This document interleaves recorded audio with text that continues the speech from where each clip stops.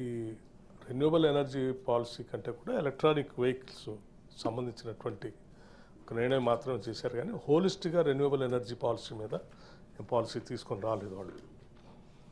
అట్లాగే మహిళలకు సంబంధించి రాష్ట్ర ప్రభుత్వం ద్వారా ఇచ్చేటువంటి సెల్ఫ్ హెల్ప్ గ్రూప్స్కి ఎనర్జీ డిపార్ట్మెంట్ ద్వారా ఒక ఎంఓయూ చేశాం. ఆ ఎంఓయూ ప్రకారం మహిళలందరికీ కూడా కనీసం 1000 మెగావాట్లు సెల్ఫ్ హెల్ప్ గ్రూప్స్కి ఇచ్చి వాళ్ళతో ఈ పరిశ్రమలు పెట్టించాలని, ఆ పెట్టినటువంటి పవర్ను కూడా రాష్ట్ర ప్రభుత్వం కొనుగోలు చేసి వాళ్ళని ఆర్థికంగా నిలదొక్కునేటట్టు చేయటం కోసం పెట్టడానికి వడ్డీ లేని రుణాలు ఇవ్వాలనుకున్నాం.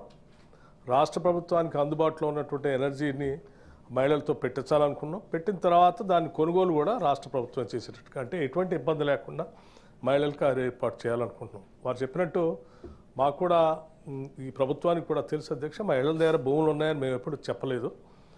వాళ్ళ దగ్గర భూములు లేవు కాబట్టే అవసరమైతే లీజుకి ల్యాండ్ తీసుకొని ఆ తీసుకున్నటువంటి లీజ్ ల్యాండ్స్ని కూడా దీంట్లో ఈ కాస్ట్లోనే ఇంక్లూడ్ చేసుకొని రాష్ట్ర ప్రభుత్వంతో ఎంఓ చేసేటువంటి కార్యక్రమాన్ని ఏర్పాటు.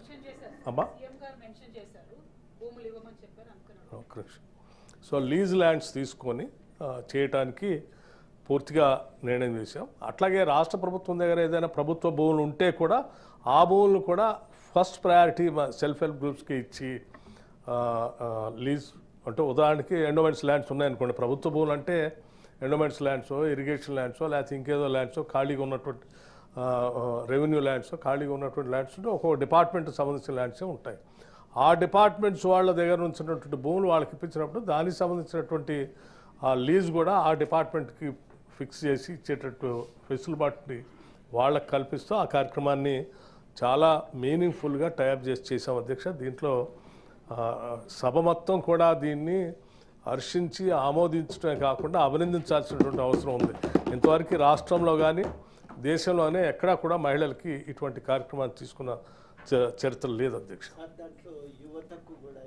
అట్లాగే యువతకు కూడా ముందుకొచ్చి యువతకు అందరికి కూడా అన్ఎంప్లాయిడ్ యూత్ ఎవరు ముందుకొచ్చి మేము ఇటువంటి పాయింట్స్ పెట్టుకుంటామని అంటే కూడా వాళ్ళని ప్రోత్సహించడానికి ఈ ప్రభుత్వం సిద్ధంగా ఉంది అధ్యక్ష. We want to encourage self employment scheme కింద ఈరోజు బహుశా అనుకుంటున్నాను నేను, రాష్ట్ర ముఖ్యమంత్రి గారు ఒక ప్రకటన కూడా చేయబోతా ఉన్నారు కూడా యూత్కి సంబంధించి. అందులో దీన్ని కూడా ప్రకటిస్తారు.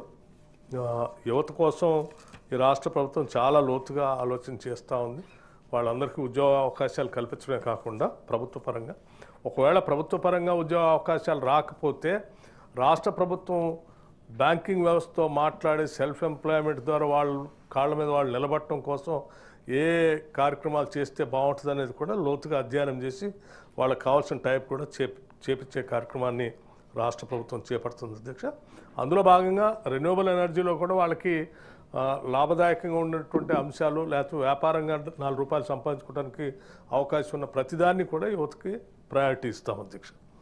అట్లాగే ఈ సోలార్ ఎనర్జీకి సంబంధించి నాట్ ఓన్లీ ఈ రాష్ట్రంలోనే కాదు అధ్యక్ష, దేశంలో కూడా ఎక్కడెక్కడ అందుబాటులో ఉంటే దాన్ని కూడా రాష్ట్ర ప్రభుత్వం అందిపుచ్చుకోవాలన్నటువంటి ఆలోచనతో ఈ మధ్య రాజస్థాన్ గవర్నమెంట్తో కూడా సింగరేణి కాలరీస్ ద్వారా ఒక ఎంఓయూ కూడా చేసుకొని రావటం జరిగింది అధ్యక్ష. సోలార్ పవర్కి సంబంధించి అక్కడ సోలార్ పార్కులు వాళ్ళు తయారు చేస్తూ ఉన్నారు. దాంట్లో ఉత్పత్తి చేసేటువంటి పవర్ని ఐదర్ వాళ్ళైనా పీపీ చేసి వాళ్ళు కొనుగోలు చేయటం, లేకపోతే మనకు అవసరం ఉంటే మనం తెచ్చుకుంటాం. రెండు మన మీద ఏ భారం లేకుండా ఎంఓఐ చేసేటువంటి కార్యక్రమాన్ని చేసి వచ్చాం అధ్యక్ష. అట్లాగే మిగతా అంశాలు మిత్రులు ఈవీ వెహికల్స్ గురించి ఏమైనా ప్రోత్సాహాలు ఉన్నాయని అడుగుతూ ఉన్నారు. తప్పనిసరిగా ఈవీ వెహికల్స్కి సంబంధించి రాష్ట్ర ప్రభుత్వం ఇప్పటికే ఒక నిర్ణయం తీసుకుని ట్యాక్స్ ఫ్రీ రిజిస్ట్రేషన్ అప్పుడు కూడా చేస్తూ ఉన్నారు. ఇది పెద్ద ఎత్తున ఉపయోగపడుతుంది. ఈరోజు ఎలక్ట్రిక్ వెహికల్స్ మిగతా వెహికల్స్ కంటే ఎక్కువ సేల్ కావడానికి కూడా ఇది ప్రధాన కారణంగా మారుతూ ఉంది అధ్యక్ష. అట్లాగే పంప్ స్టోరేజ్ గురించి ఎంతమంది ఎవరైనా వచ్చారా, ఏమో చేసుకున్నారా, ప్రాసెస్లో ఉన్నాయా, నడుస్తున్నాయని అడుగుతున్నారు అధ్యక్ష. ఈ మధ్యకాలంలో ఈ రెన్యూబుల్ ఎనర్జీ ప్రకటించిన తర్వాతనే, పాలసీ ప్రకటించిన తర్వాతనే దావోస్లో జరిగినటువంటి కార్యక్రమంలో రాష్ట్ర ముఖ్యమంత్రి రేవంత్ రెడ్డి గారు, అట్లాగే ఇండస్ట్రీస్ ఐటీ మంత్రి శ్రీధర్ బాబు గారు అక్కడికి వెళ్ళినప్పుడు ప్రపంచవ్యాప్తంగా కూడా అక్కడికి వచ్చినటువంటి పారిశ్రామికవేత్తలు తెలంగాణలో ప్రకటించిన రెన్యూబుల్ ఎనర్జీ పాలసీ మీద చాలా బాగుందని అభినందించడమే కాకుండా 1,00,000 కోట్ల దాకా పైబడి ఉండేటట్టుగా అక్కడ ఉన్నటువంటి పారిశ్రామికవేత్తలు ఎంఓయూ చేశారు అధ్యక్ష. ఈ ఎంఓయూ చేసినటువంటి వాళ్ళు ఇప్పుడు ఫీల్డ్ మీదకి వెళ్ళి స్టడీ చేసుకుంటున్నారు పంప్ స్టోరేజ్ సంబంధించి. పూర్తిగా అవన్నీ స్టడీ చేసుకుని వచ్చిన తర్వాత detailed project report government submit చేసిన తర్వాత దెన్ ఇట్ విల్ బి అది ప్రాజెక్టు ఫ్రాక్టిఫికేషన్ అయిపోతుంది అధ్యక్ష. అట్లాగే ఇప్పటివరకు ఆన్గోయింగ్ ఉన్నది కేవలం 2,469 మెగావాట్లు మాత్రమే అధ్యక్ష. అయితే మేము 2029-30 కల్లా దీన్ని కనీసం 20,000 మెగావాట్లుగా పెంచాలని, 35 కల్లా 36 కల్లా 40,000 మెగావాట్ల స్థాయికి ఈ రెన్యూబుల్ ఎనర్జీని తీసుకొని వెళ్ళాలనేది మేమందరం లక్ష్యంగా పెట్టుకొని ముందుకెళ్తా ఉన్నాం అధ్యక్ష. అట్లాగే ఇప్పటికే మన రాష్ట్రంలో జరుగుతున్నటువంటి విద్యుత్ డిమాండ్ కూడా ఊహించని విధంగా పెరుగుతూ ఉంది అధ్యక్ష. పెరుగుతున్నటువంటి ఈ విద్యుత్ డిమాండ్ని మనం సంపూర్ణంగా పూర్తి స్థాయిలో ముందుకు తీసుకొని పోకపోతే కూడా భవిష్యత్తులో చాలా ఇబ్బందులు ఎదుర్కొనేటువంటి సమస్య ఉంటుంది. కేవలం థర్మల్ పవర్ ప్రాజెక్టుకి సంబంధించినటువంటి పవరే కాకుండా ఈ సోలారు, పంప్ స్టోరేజు, హైడిల్లు, లేకపోతే విండ్ పవరు ఏది అందుబాటులో, ఈవెన్ హైడ్రోజన్, ఇప్పుడు మనోడు చెప్పిన సిఎన్జి, వీటన్నిటిని కూడా సాధ్యమైనంత వరకు అందుబాటులో తీసుకొని వచ్చి రాష్ట్రానికి తక్కువ ధరతో క్లీన్ అండ్ గ్రీన్ ఎనర్జీ ఇవ్వాలని, అట్లాగే క్లీన్ అండ్ గ్రీన్ ఎనర్జీ ఉండటం వల్లనే మల్టీనేషనల్ కంపెనీకి సంబంధించిన కొన్ని కంపెనీలు ప్రొడక్షన్ సంబంధించి ఇక్కడ పెట్టుకోవడానికి కూడా వాళ్ళకి ఏదో టార్గెట్ ఉంది. ప్రపంచవ్యాప్తంగా ఈ పొల్యూషన్ ఫ్రీగా ఉండేటువంటి పరిస్థితిని ఎంకరేజ్ చేయడం కోసం ఈ కార్పొరేట్ సంస్థలపైన కొన్ని టార్గెట్స్ పెట్టారు. ఆ percentage of clean green energy వాళ్ళకి అందిస్తేనే వాళ్ళకి అటువంటి వెసులుబాటు వస్తుంది. కాబట్టి దానికోసం కూడా ఆ కార్పొరేట్ సంస్థలు కూడా ఎదురు చూస్తున్నాయి. వాటిని కూడా దృష్టిలో పెట్టుకొని ఇక్కడ పెద్ద ఎత్తున ఈ ఎనర్జీని ఉత్పత్తి చేసే కార్యక్రమాన్ని తీసుకుంటున్నాం.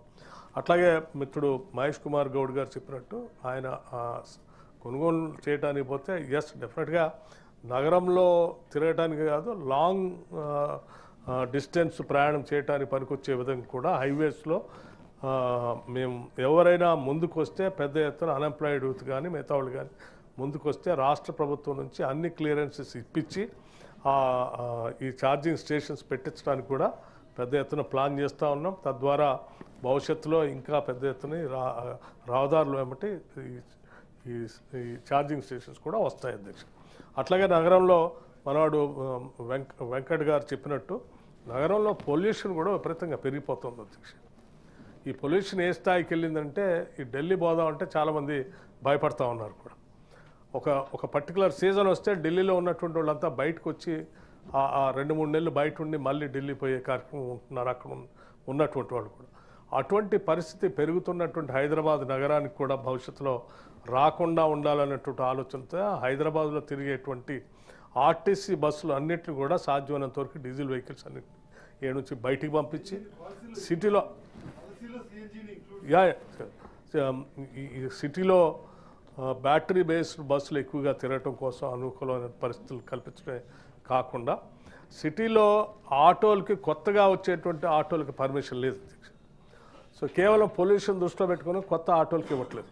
భవిష్యత్తులో ఈ సోలార్ బ్యాటరీతో నడిచేటువంటి ఆటోలకి పెద్ద ఎత్తున ప్రోత్సహించడానికి, అన్ఎంప్లాయిడ్ యూత్ని కూడా ప్రోత్సహించడానికి కొన్ని కార్యాచరణ ప్రణాళికల్ని ప్రకటించే కార్యక్రమం కూడా రాష్ట్ర ప్రభుత్వం చేస్తూ ఉంది అధ్యక్ష. తద్వారా హైదరాబాద్లో ఉన్నటువంటి పొల్యూషన్ని, నగరాన్ని కాపాడుకుంటూ వీటితో పాటు ఇక్కడ పొల్యూషన్ గురి చేస్తున్నటువంటి పరిశ్రమలు కూడా సాధ్యమైనంత వరకు ఔటర్ రింగ్ రోడ్ బయటికి పంపించే కార్యక్రమం కూడా చేస్తే బాగుంటుందని ఇక్కడ ఉన్నటువంటి పర్యావరణ శాస్త్రవేత్తలు కూడా పెద్ద